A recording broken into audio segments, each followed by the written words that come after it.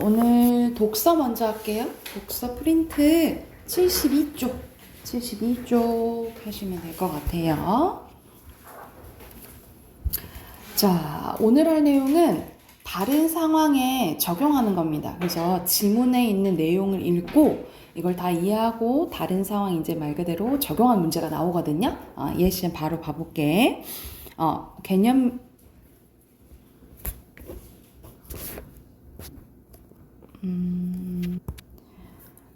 먼저 개념 이야기 먼저 보면은 구체적인 상황에 적용하는 문제 유형이 더 확대된 것으로 지문의 내용을 전혀 다른 상황에 적용해서 선택지 내용이 맞는지를 파악하는 문제가 이제 나와요. 그래서 먼저 문제의 발문과 보기 등을 통해서 문제와 연관된 지문 내용을 파악하고 어느 부분에서 나온 건지 우선 찾아야겠지, 그치? 그래서 그걸 이해하고요. 이해한 지문 내용을 바탕으로 보기 등에 제시된 다른 상황 내용을 분석해서 지문에서 다루고 있는 대상과의 공통점과 차이점을 찾습니다. 그래서 그 내용이 이제 맞는지 확인하는 거야.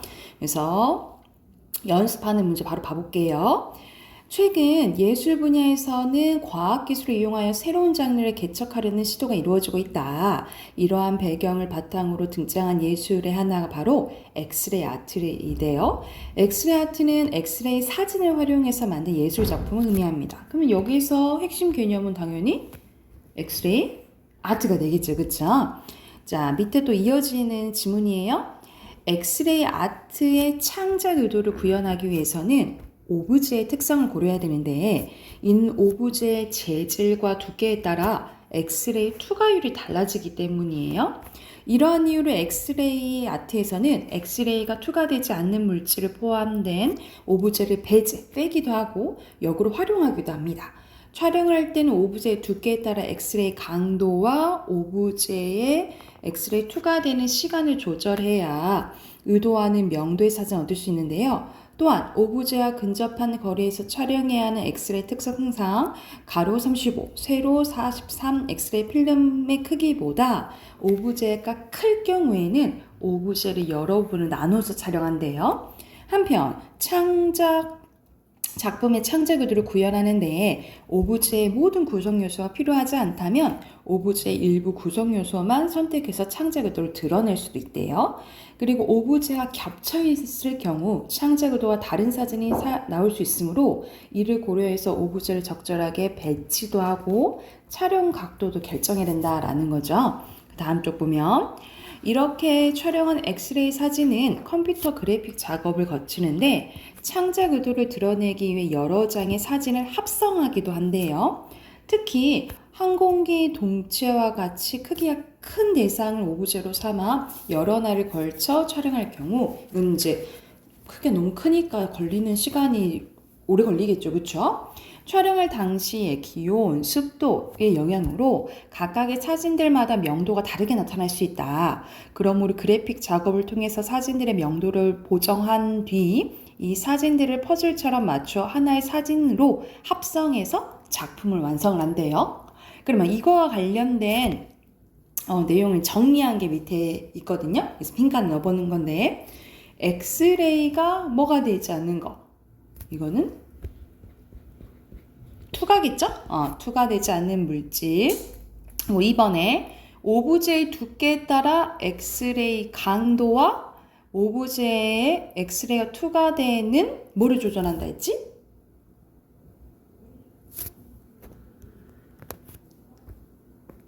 얼마 노출되는지, 투과되는 시간, 시간 조절한다 했고, 그리고 오브제의 일부 구성 요소만 선택하거나 오브제의 배치나 촬영? 이거는 1문단 마지막에 있어요. 촬영 뭐를 조절한다 했죠? 각도를 조절한다 했고 크게 큰 오브제의 경우 여러 날을 걸쳐 촬영해서 그래픽 작업으로 사진을 보정한 후 하나의 사진으로 뭐 한다 했어요? 그렇죠. 합성이죠. 자, 그래서 이제 적용해 보는 거예요. 봐봐. 보기 내용 뭐냐면요. 엑스레이 아트의 거장인 닉 베세에 대해서 나오거든요. 이 사람은 엑스레이를 촬영하여 오브제의 내부에 주목한 작품을 만들었는데 대표적인 게 튤립이래요. 이 작품을 통해서 꽃봉오리에 감추어진 암술과 수술을 드러냄으로써 꽃의 보이지 않는 내부의 아름다움을 탐색했는데요. 또한 셀피, 이거 우리가 보통 우리 말로는 셀카라고 하잖아, 그치? 이 작품을 통해서 현대사회의 지상주의를 비판하기로 했는데 이 작품은 자기 얼굴을 찍는 사람의 모습을 엑스레이로 촬영한 것으로 엑스레이로 인체를 촬영할 경우 외양이 드러나지 않는 점을 이용해서 창작 의도를 드러낸 거야. 말 그대로 막 뼈만 보일 거 아니야. 그러니까 외모가 그렇게 중요한 거는 아니다라는 걸 이제 드러낸 거죠. 그러면 1번. 기억은 오브제가 가진 크기의 특성상 나눠서 촬영했을까? 꽃은 그렇게 크지 않잖아요. 그쵸? 나눌 필요는 없겠죠? X. 닉 베세이는 셀피를 통해서 외형에 집착하는 현대인의 모습에 대한 비판적 의식을 드러내고자 했습니까? 맞고요. 그리고 닉 베세이는 니은에서 다른 사람의 사진을 찍어주는 다수의 사람들이 겹쳐지게 배치했나요? 셀피니까 혼자 찍는 사람 찍었을 거 아니야, 그치? 굳이 그럴 필요는 없었겠죠, 그쵸? X예요. 그러면 뒤로 넘겨서 해당하는 문제 쭉 풀어볼게요. 74쪽부터 77쪽까지 문제 풀고 답 확인해 볼게요.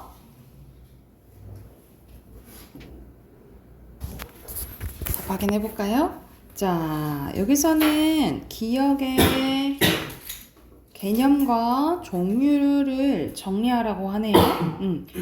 구독경제 개념 바로 앞이지. 소비자가 회원가입 및 신청을 하면 정기적으로 원하는 상품을 배송받거나 필요한 서비스를 언제든지 이용할 수 있는 경제 모델 얘기를 하고요. 종류는 각각 첫 번째 정기 배송 모델, 두 번째 무제한 이용 모델, 세 번째 장기 렌털 모델 쓰시면 되겠죠. 옆에는 각 상황을 있는 거네요. 정수기는 장기 렌털이죠. 그리고 식재료를 매달 보내는 정기 배송, 그리고 책을 계속 이용할 수 있는 무제한, 그리고 웹사이트도 마찬가지죠. 그리고 의료기기, 이거는 장기 렌탈, 침대폰은 이거는 정기 배송. 이렇게 표시하시면 되고요. 자, 75쪽 가보면 이것도 각각 설명을 찾는 건데 자본금에 관련된 거는 이 문단이 있어요. 자본금은 회사 설립의 기초가 되는 것으로 주식 발행을 통해서 조성된다. 여기 부분 쓰시면 되고, 두 번째, 수권 주식 총수에 대해서는 여기 나와 있죠? 회사가 발행한 주식 총수를 얘기하고, 세 번째, 수권 자본금에 대해서는 바로 그 다음 줄에 있죠? 자본금의 최대 한도예요. 그리고 주식 인수는 밑에 여기 부분 쓰시면 됩니다. 출자자를 누구로 하는지, 그 출자자가 인수하려는 주식이 몇 주인지를 확장하는 것을 얘기를 해요. 그래서 여기를 참고했을 때 옆에 OX 문제를 풀면 순서대로 O, 그 다음 X, 여기 제한 두지 않는다 그랬어요. 그리고 만조 아니라 5천 주죠. X, O입니다. 자, 뒤에 넘긴 앞에서 봤던 엑스레이 아트에 대해서 나오죠. 그래서 여기에 나오지 않는 것은 여기서는 어떻게 뭐 발전해 왔는지가 아니라 어떤 것에 대한지 보통 그 예시가 나오는 거잖아요. 그쵸? 5번이고요. 자, 2번에 알맞지 않은 것은 여기서는 엄청 큰 거를 이제 투과해서 보여줬네. 그치? 그래서 투과하기 때문에 그 뒤에 편 겹쳐져 있는 것도 보이는 거죠. 그쵸? 그래서 알맞지 않은 것은 이건 투가 되지 않는 효과를 얘기한 거 아니지? 3번. 그리고 3번에 기억은 첫 번째 문단에 나와 있는 거거든요. 엑스레이 아트의는 마지막으로 보이지 않는 부분을 보여주는 거잖아요. 그죠? 5번입니다. 됐을까요? 그리고 우리가 문학, 우리 저번에 소설 하다 말았는데 66쪽 펴시면 됩니다.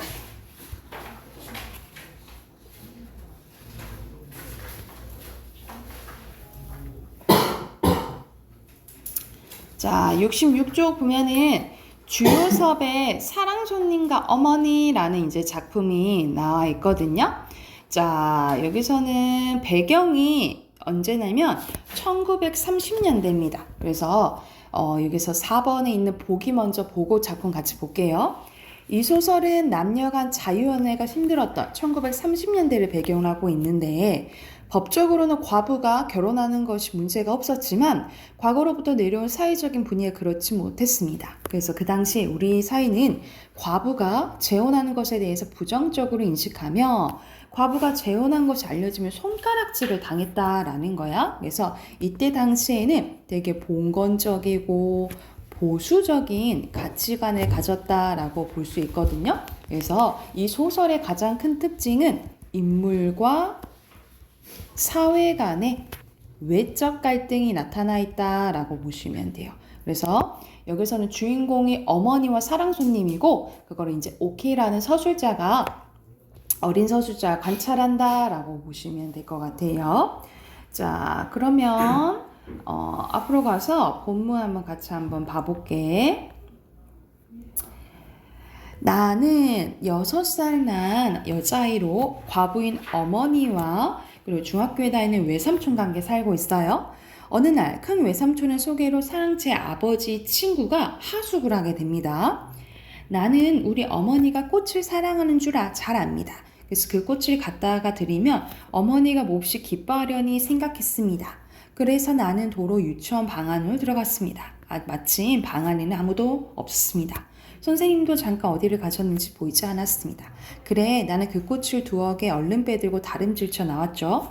집에 오니 어머니는 문간에 기다리고 있다가 나를 안고 들어갔습니다. 그 꽃은 어디서 났니? 복구나 어머니가 말씀하셨습니다.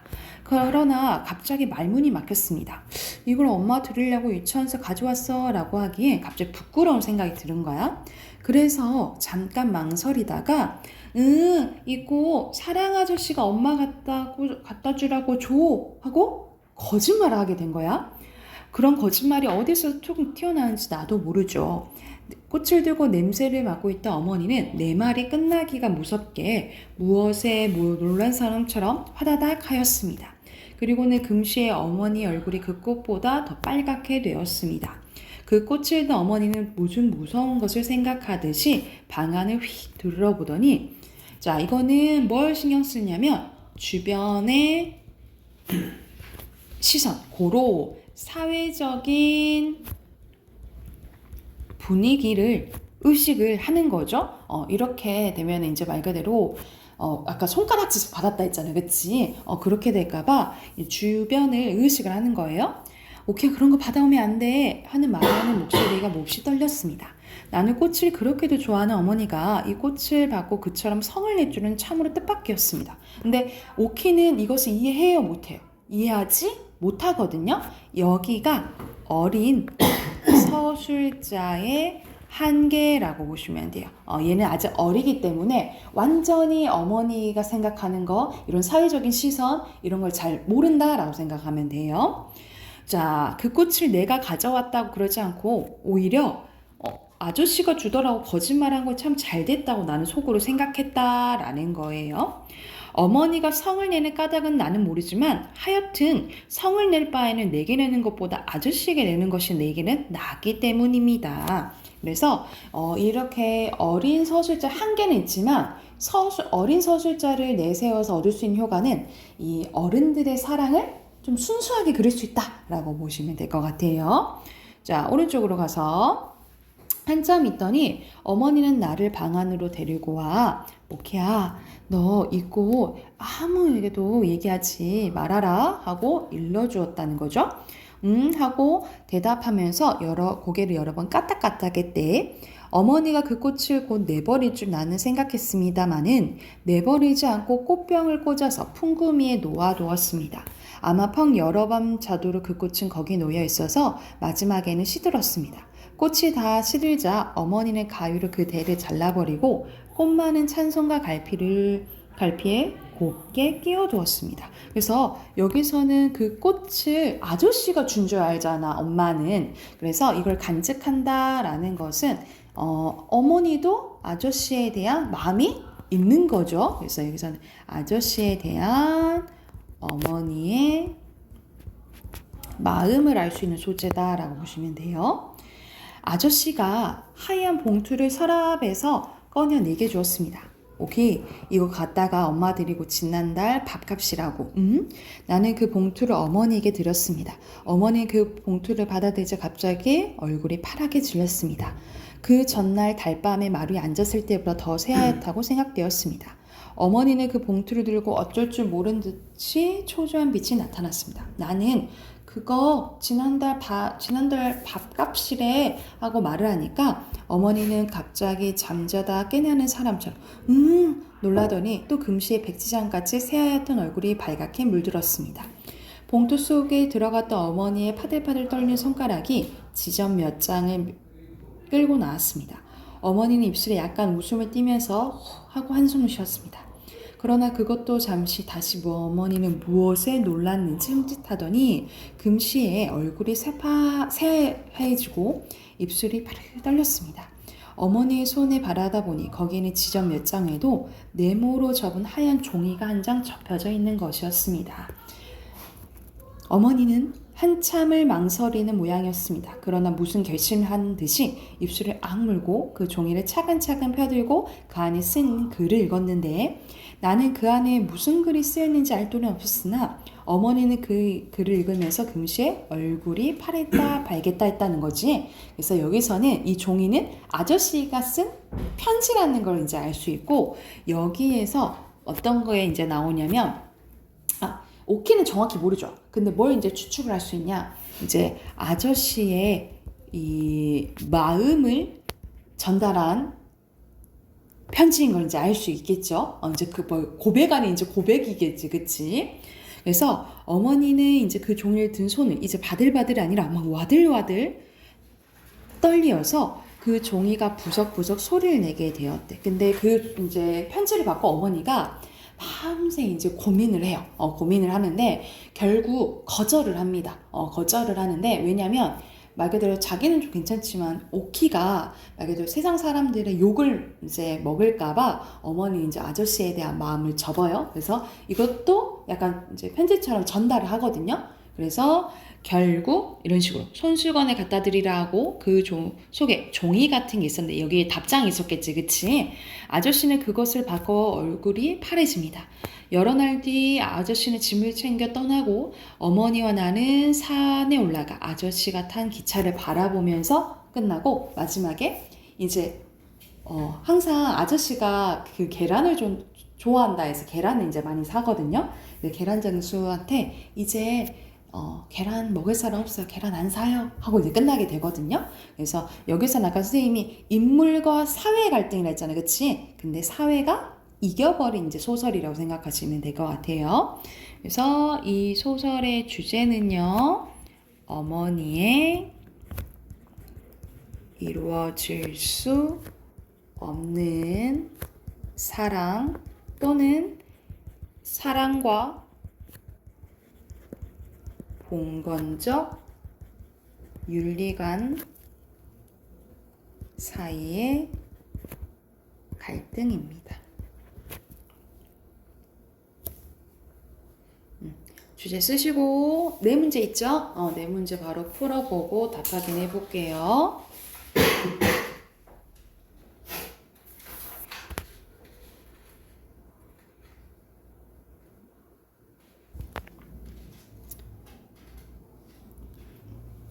다 했나요?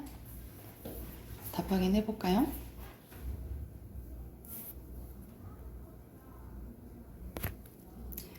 자, 이거는 아까 선생님이 주인공 사랑송님과 어머니라 했죠, 그쵸? 그래서 1인칭 관찰자 시점이고요. 자, 이번에는 시점 바꿨을 때 효과인데 그녀의 딸, 오케이 이렇게 나오잖아, 그치? 그러면 3인칭인 거고, 근데 놀란 기색을 감출 수 없었다. 심리가 다 나오죠. 그러면 전지적 작가 시점으로 바꾼 거예요. 그래서 가장 큰 효과는 5번이죠.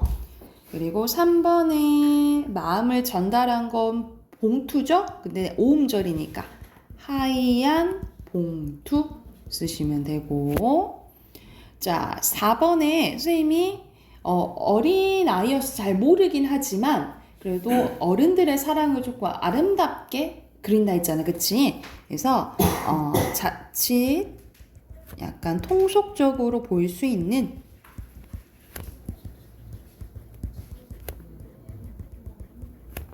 아저씨와 어머니의 사랑을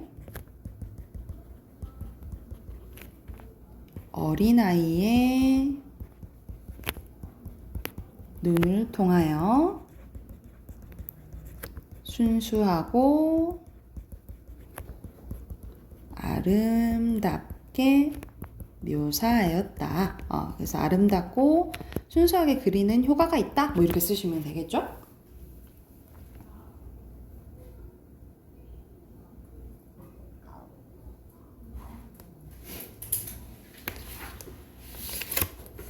됐나요? 뒤로 넘겨서 우리 작품 하나 더 봐볼게요. 김정환의 어떤 유서라는 작품이거든요. 이것도 69쪽에 있는 보기 먼저 보고 소설도 같이 한번 봐볼게요. 자, 이 작품은 배경이 1970년대네요. 1970년대 국가발전이라는 명목으로 권력자들에게 토지를 침탈당하는 농민들의 현실을 보여줍니다. 그래서 여기서는 이제 부조리한 농촌의 모습이 이제 보여요. 이 과정에서 가해자와 피해자의 갈등이 나타나는데 여기에는 가해자 편에 있는 중간자도 있나 봐요. 또한 권력에 휘두르는 폭력 앞에서 농민들은 다양한 양상, 다양한 모습을 보이는데 무기력한 태도로 방관하는 사람도 있고 세대 간 갈등을 일으키며 분열을 일으키는 등 파편화된 말 그대로 하나가 아닌 쪼개진 모습을 보인다라고 보시면 될 것 같아요. 그러면 앞으로 가서 내용 바로 봐볼게. 송노인도 그중 한 사람이었는데 그는 더욱 심한 손해를 보았다. 원지본이란 환지 원칙이 있는데도 불구하고 여기서 이제 환지는 토지, 땅을 바꾸는 걸 얘기를 하는 거거든요. 송노인의 경우는 도합 1500여 중 원지로 받은 것은 불과 400평일 뿐 나머지 1110평은 말도 안 되는 땅을 받게 된 거야. 죽일 놈들 하면서 송노인의 입에서는 또 이런 말이 나왔대. 환지에 불만을 가진 사람들은 모두 불평을 했다. 마을 환지위원들이 공정하지 못했다라는 말이 떠돌랐다. 진흥공사의 사업소 사람들도 그러고 그랬으리란 소문이 나돌았다. 이런 소문들이 맹탕 거짓말이 아니란 것은 가령 마을 환지위원들 가운데는 그런 억울한 변을 당한 사람도 없다는 사실과 또 환지위원들과 가까이 지낸 사람들도 어느 정도 덕을 본 셈이라는 얘기들을 미루어서 능히 짐작할 수 있는 일이었다. 그러니까 알만한 사람들 자기들끼리 이제 좋은 땅을 이제 해먹은 거지, 그치? 부당한 환지를 받은 사람은 모두 같은 기분들이었지만 그런 뜻을 모아서 어떻게 해보자는 사람들은 없는 것 같았대. 가뜩이나 오리엔탈 골프장의 경우와는 달라서 이건 바로 정부에서 하는 일이니까 어쩔 도리가 없다는 생각하는 눈치들였다는 거죠. 그러니까 아까 전에 보기에서 그냥 무기력한 태도로 방관한 사람도 있었다잖아, 그치? 이런 이제 보통 모습을 보였다 이 말이야. 말하자면 다루기 쉬운 백성들로 잘 훈련되어 있었던 것이다. 그러니까는 부당한 일이 있어도 막 뭐라고 항의하거나 그러지 않는 거죠. 망했다, 망했어. 송노인의 불평은 한 단계 더 비하겠다. 그는 자기에게 내려진 부당한 처사를 참을 수가 없었다. 이런 식으로 다 심리가 다 나오죠, 그죠? 그러면 이건 전지적 작가 시점인 걸 알 수가 있겠지. 늙은 몸으로 2달을 계속 관계 요료의 부당 환지의 시정을 호소하고 다녔다.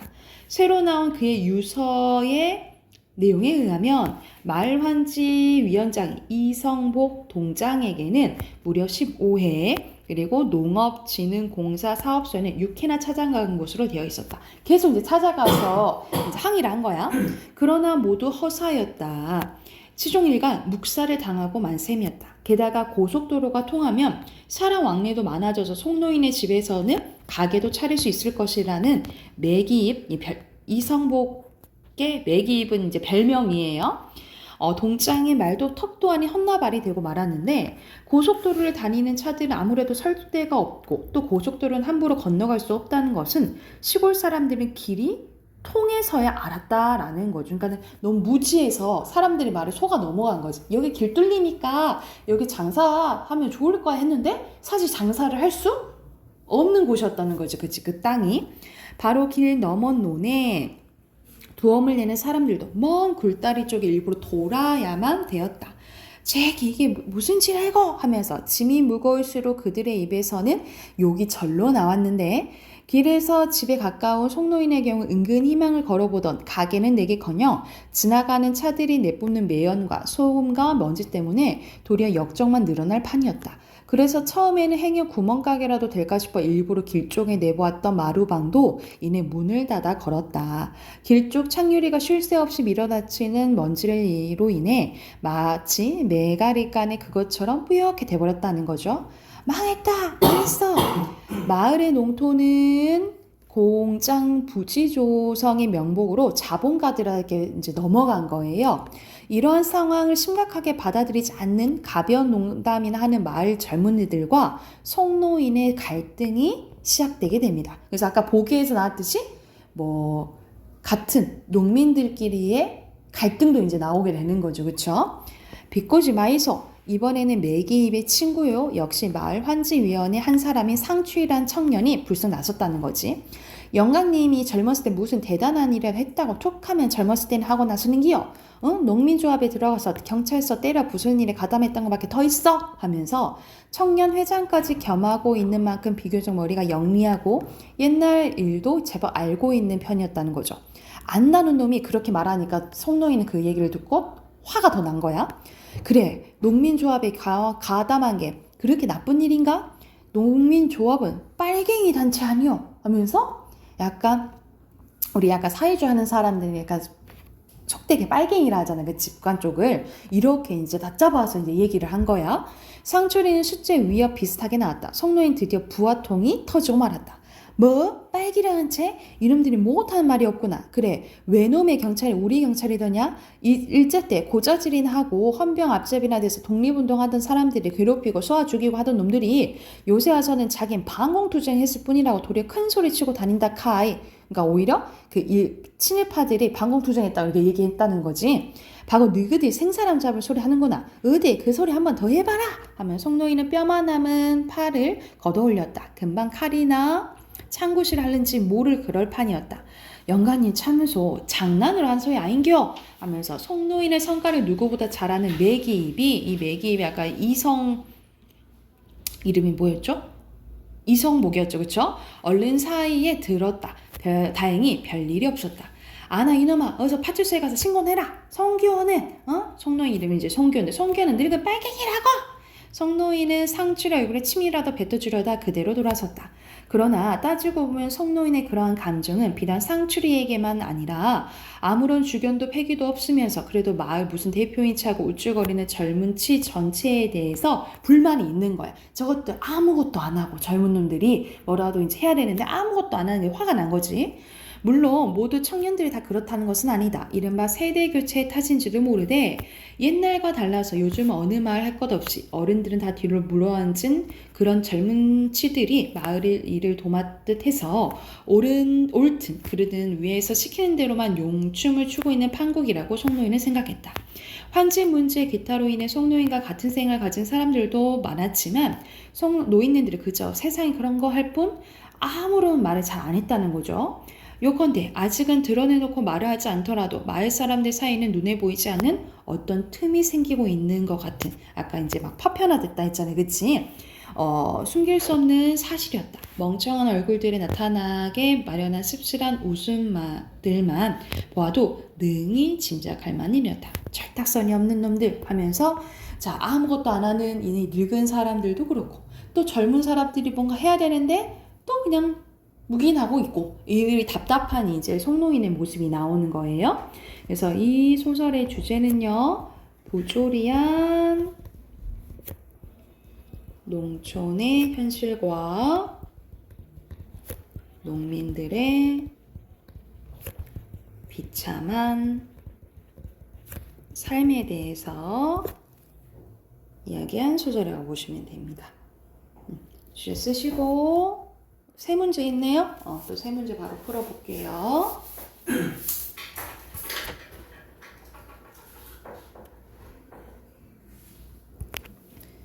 자, 5번에 여기서 적절한 것은 여기 전체적 작가 시점이라 했잖아요. 그쵸? 3인칭이니까 5번이고요. 6번에 알맞지 않은 것은 여기서는 이 부분은 화가 나서 이제 얘기하는 거지 진짜 내가 그렇게 했다 라고 얘기하는 거 아니잖아요. 그쵸? 6번에 4번이고요. 7번에 적절하지 않은 것은 여기서는 먼 굴다리 쪽을 일부러 돌아가게 된 거죠. 그 도로가 생기면서. 그치? 여기서 막 갈등까지는 알 수 없는 것 같아요. 그죠? 3번입니다. 자, 우리 문법 숙제 있었는데 다 풀어 왔나요? 186쪽부터 순서대로 발음되지 않는 모음, 자음, 합성어 인정되지 않는다. 자, 발음 너, 시옷, 흑, 삼, 닭, 안따 된 소리 나요? 늑다, 읍다, 넓다, 옮기다. 그 다음에 넋두리예요. 그리고 우는, 그어, 바느질, 아드님. 여기서 사실 발음 이거는 사실 잘못된 게 이제 발음인 쓸 때는 이렇게 쓰거든요. 근데 이제 발음 얘기한 것 같아. 발음이니까 히읗 탈락이고요.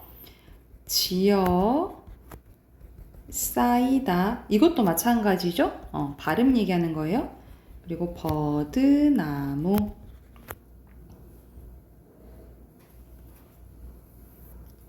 됐나요? 오른쪽으로 가서 처음에 맨입 바로 물 니은 첨가. 이것도 니은 첨가. 니은 첨가. 다 니은 첨가 먼저 하면 되겠죠? 닉다예요.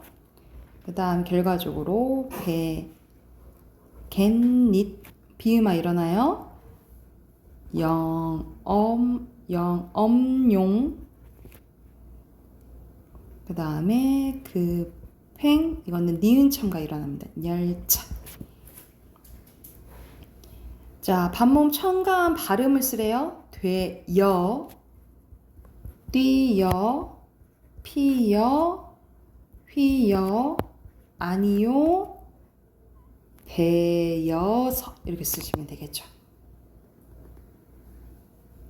그리고 밑에는 된 소리네요. 등불, 문, 꼬리, 산, 새, 눈동자, 술잔, 발바닥, 길가, 손재주, 창살, 바람결 쓰시면 됩니다. 그리고 여기서는 해당되는 거 다 동그라미 치면 되거든요. 여기는 다 됩니다. 다 되고요. 그리고 이제 콧날, 깻잎, 나뭇잎, 아랫잎, 뱃머리예요.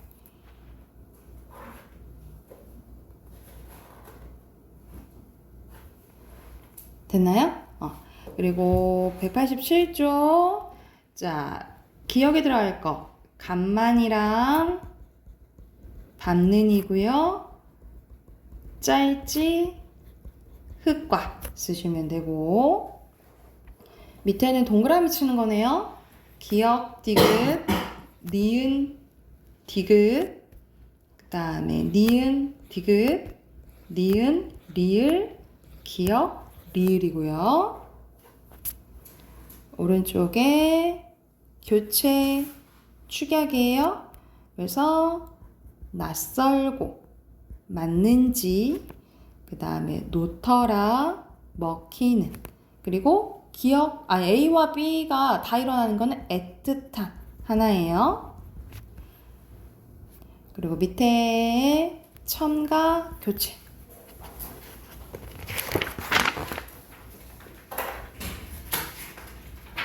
5번에 니은 첨가 비음합니다. 그래서 순서대로 담요, 곡물 두 개 다 일어나는 거는 망일이에요.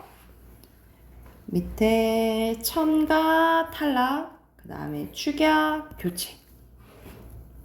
7번에 교체 탈락, 8번에 늘어남 줄어듦 줄어듦, 그래서 니은 디귿이. 1번에 여기서는 적절한 고르는 거거든요. 2번이고요.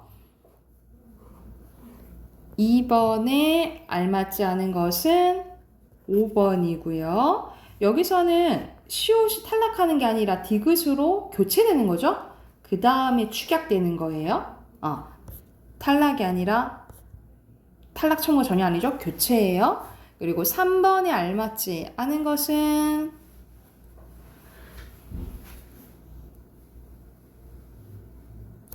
4번입니다. 축약과 첨가만 일어나요. 그리고 4번에 순서대로 1번이고요.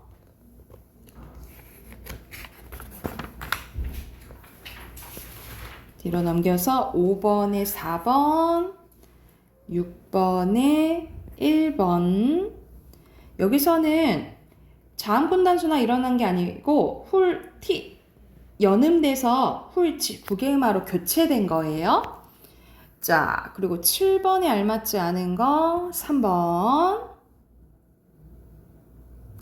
코마개와 달리 콧날은 콧날, 코 플러스 날이잖아. 그치? 그러면 콧날이니까 니은이 덧나는 거겠죠? 그쵸? 니은이 아니라. 됐나요? 그리고 1번에 적절한 거 4번, 2번에 2번이고요. 자, 이거는 봐봐. 표기에 반영된 거랑 표기에 반영되지 않는 거를 구별해야 되는데, 발음이랑 표기랑 똑같으면 반영된 거야. 근데 발음이랑 표기가 다르면 반영이 안 된 거야. 예를 들어서 이거 어떻게 발음해? 끊어라지, 그치? 이건 표기 반영 안 된 거잖아요. 그쵸? 그죠? 근데 서라는 서 플러스 어라야. 어가 탈락한 거. 이건 표기 반영 된 거야. 이랬어요? 근데 이게 봐봐. 기본형이 뜨다죠. 그러니까 으 탈락이니까. 근데 떠는 떠라 우리 발음하잖아. 이건 반영 된 거야.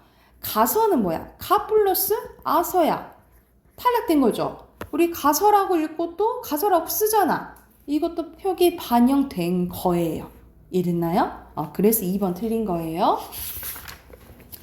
뒤에 빈칸 넣어볼게요. 순서대로 탈락, 자음군, 단순화, 실질, 나는, 화살,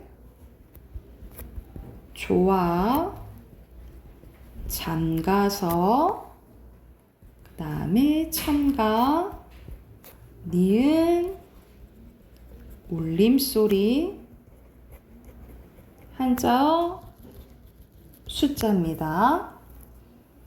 옆에 빈칸 발음 넣어 쓰는 거죠. 앉지, 맑게, 싸타, 많아, 담요, 맨입, 갑도, 실어, 쌓이다, 넋두리, 끓이다, 옮기다, 가빗다, 가빗다 이렇게 되는 거예요. 가빗다. 그 다음에 봄비, 말소리, 잇몸, 콧날, 솜니불, 콩잎, 집닐, 아랫니. 혹시 선생님 넘어간 것 중에 질문 있을까요? 괜찮나요? 앞에 틀린 거 다시 한번 보시고 혹시 질문 있으면 하세요. 내일은 이 관련된 문제 좀 더 풀게요. 아셨죠? 여기까지 합시다.